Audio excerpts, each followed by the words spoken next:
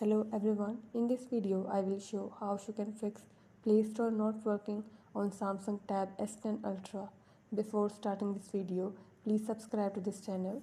Let's start our video without wasting any time.